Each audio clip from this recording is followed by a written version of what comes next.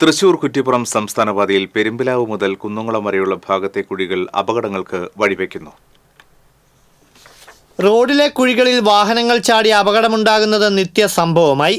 വലിയ കുഴി കാണുമ്പോൾ വാഹനങ്ങൾ പെട്ടെന്ന് ബ്രേക്ക് ഇടുന്നതോടെ പിന്നിലെ വാഹനം ഇടിക്കുന്നതും പതിവാണ്. കഴിഞ്ഞ ദിവസം കുഴിയിൽ ചാടി നിയന്ത്രണം വിട്ട ബൈക്ക് കാറിലിടിച്ച് കൊങ്ങണ്ണൂർ സ്വദേശിയായ ബൈക്ക് യാത്രക്കാരന് ഗുരുതര പരിക്കേറ്റിരുന്നു. കൂടാതെ സ്കൂട്ടറും ലോറിയും കൂട്ടിയിടിച്ച് യുവാവ് മരിക്കുകയും ശനിയാഴ്ച ബസ്സും ലോറിയും കൂട്ടിയിടിച്ച് അപകടമുണ്ടാവുകയും ചെയ്തിരുന്നു.